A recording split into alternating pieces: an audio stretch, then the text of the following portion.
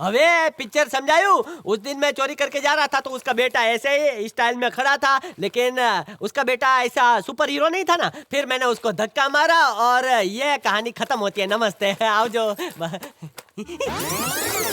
Mummy बताओ ने, ये एक नाटक था। अबे तू 35,000 की साड़ी अंदर रख। मम्मी ने कहा कि मैं ऐसे चड्डी वाला सक्सेसफुल चोर कैसे बना, तो मैंने कहा कि मैं बोल के बताऊं कि करके। तो उन्होंने बोला करके दिखाओ ना, आजकल टीवी का जमाना है, तो टीवी पे दिखाया।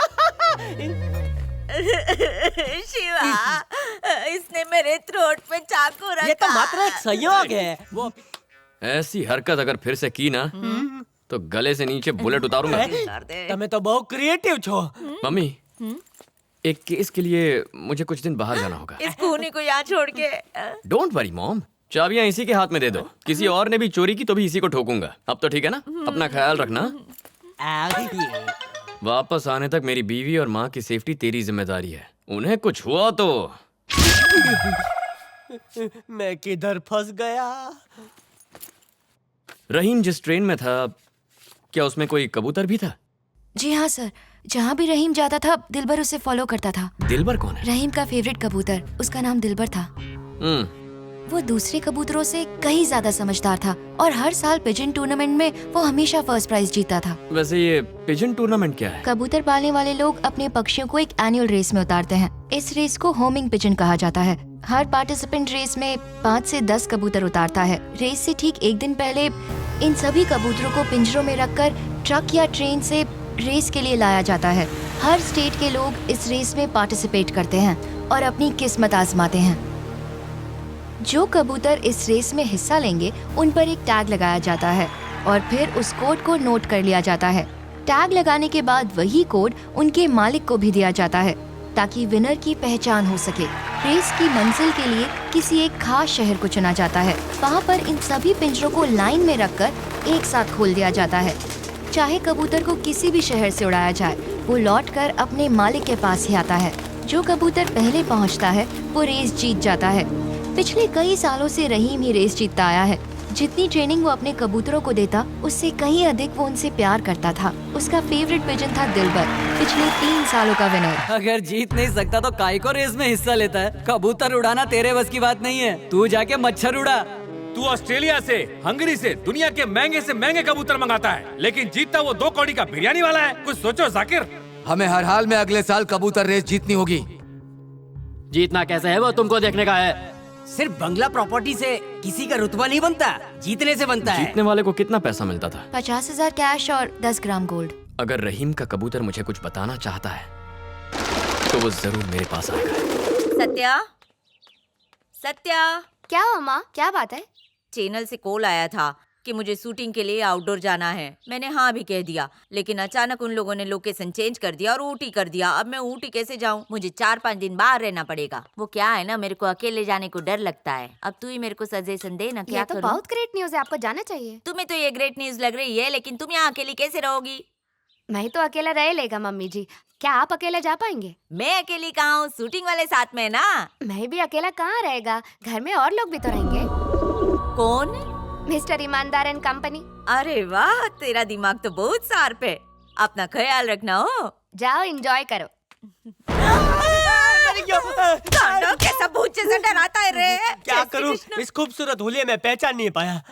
मैं बहुत ब्यूटीफुल लग रही ना। डायनासोर अपने अंडे ऐसे घोंसले में देते होंगे ना। गधेड़ा कहीं का। अमेरिका से भी लाई हूँ, तेरे को क्या मालूम, लो ग्रेड आदमी, कामचोर। देख मेरी बहू कितनी हिम्मत वाली है। तू तो मेरे को देख के डर गया। क्या बताऊं, आपने उन्हें बीड़ी पीते देखा नहीं है ना, इसलिए। बीड़ी? मेरी बहू कभी बीड़ी नहीं पी सकती। तू भी बाहर जाके पीना अगर तेरे को पीना हो तो। हाँ, मेरी बहू का ख्याल रखना और कुत्ते के साथ सो जाना डर लगे तो। किससे डरूं, इस बहू से या इस घर के कुत्ते से डरूं? है मेरा ख्याल रखने के लिए मैं भूतनी से तो नहीं बोलूंगा। मम्मी,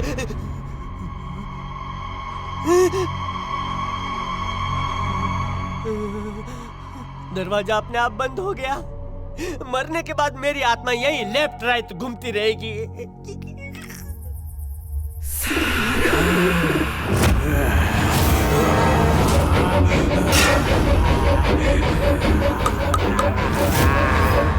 जब मैंने रहीम की माँ से बात की तो उन्होंने बताया कि रहीम मौत के 2 दिन पहले तक काफी टेंशन में था। हाँ सर, अपनी प्रॉब्लम तो मुझे क्यों नहीं बता रहे?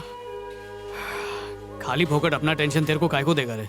रहीम के मन में क्या चल रहा था, क्या उसने ये बात तुम्हें कभी नहीं बताई? बहुत जिद करने के बाद उसने अपनी प्रॉब्लम्स मुझसे शेयर की। क्या बताया उसने? रहीम ने एक चोर को रंगे हाथ पकड़ा था। चोर सामान उसके पास छोड़कर वहाँ से भाग गया था। सामान क्या था और किसका? उसने कभी मुझे बताया ही नहीं, बस वो असली ओनर को ढूंढना चाहता था। मतलब रहीम के पास कुछ चोरी का सामान रखा था।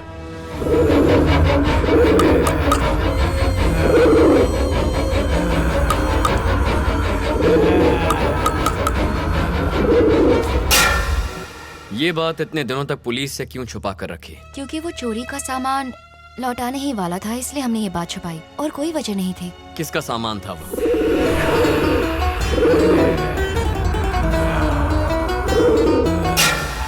कहाँ रहता था?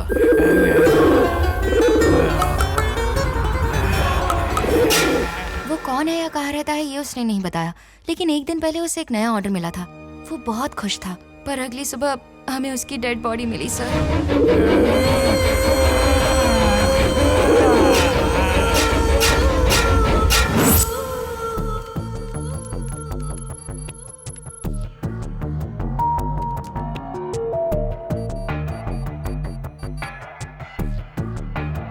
सर, रहीम जिस कंपार्टमेंट में चढ़ा, ब्लाइंड पर्सन के अलावा दूसरा कोई नहीं चढ़ा। अगला स्टेशन प्ले कीजिए। सर, ये रात की लास्ट पैसेंजर ट्रेन थी। इसमें सिर्फ 20 पैसेंजर्स ही थे। Next station. सर, आखिरी स्टेशन आने तक ना ही उस डब्बे में कोई चढ़ा और ना ही कोई उतरा। कंपार्टमेंट में जो ब्लाइंड पैसेंजर चढ़ा था, किसी न किसी स्टेशन पे तो उतरा होगा। कहीं रास्ते में तो नहीं गिर गया? हाँ हाँ, अभी पता करते हैं। आप गाड़ी को आगे चलाओ। ठीक है, मैं चेक करता हूँ। हाँ।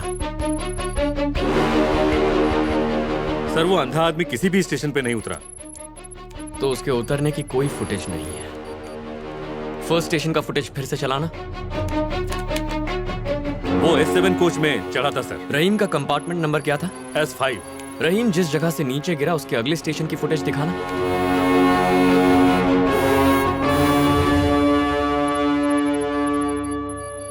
इस स्टेशन पे सिर्फ एक आदमी उतरा सर, पर वो अंधा आदमी नहीं था। कौन से कंपार्टमेंट से नीचे उतरा है ये? S2 sir. थोड़ा सा जूम करना। Freeze it. इस इमेज को सेव करो। जरा रिवाइंड करके उस ब्लाइंड पैसेंजर की फुटेज दिखाना।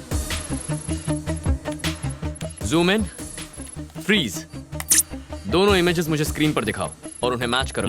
Okay sir. ये आज वो दोनों एकदम जेरोक्स कॉपी है। या तो ये कुंभ के मेले में बिछड़ गए या एक ही आदमी ने कपड़े बदल लिए हैं। Yes. So he is the murderer. अंधा होने का नाटक करके S7 में चढ़ा, वहां से S5 में गया, रहीम का मर्डर किया और फिर S2 से नीचे उतरा। इस महाशय की जन्म कुंडली निकालो। हमें चुड़ैल आवे कि उसकी मम्मी आवे, मुझे कोई देख नहीं पाएगा। मैडम के डिनर होने तक ऐसे ही घूमूंगा।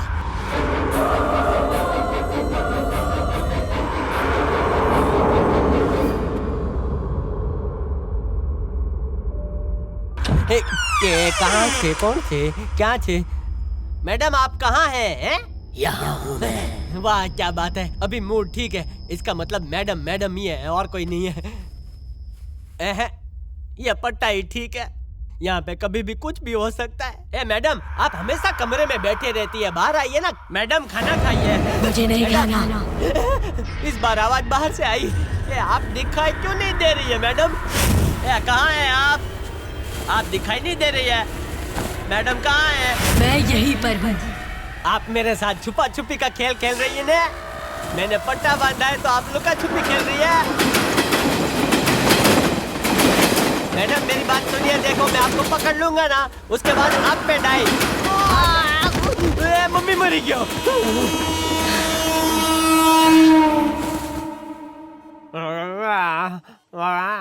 तेरी शक्ल देख के मुझे अफ्रीका की गोरिल्ला की याद आ गई।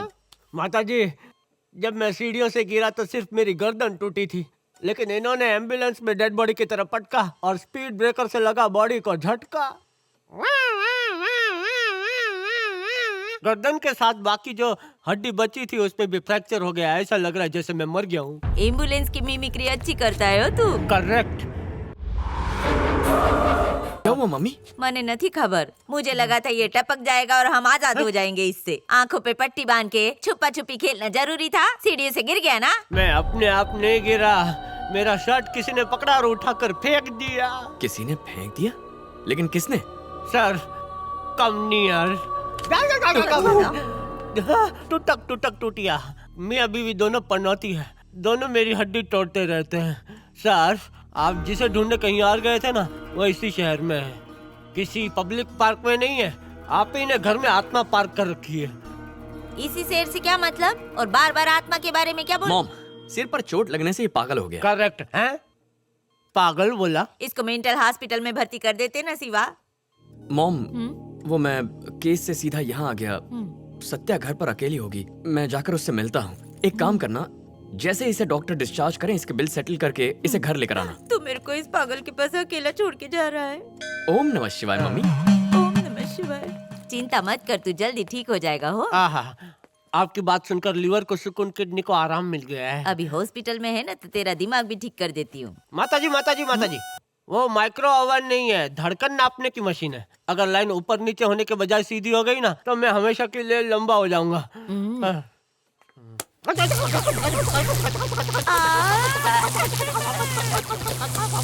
मर गया।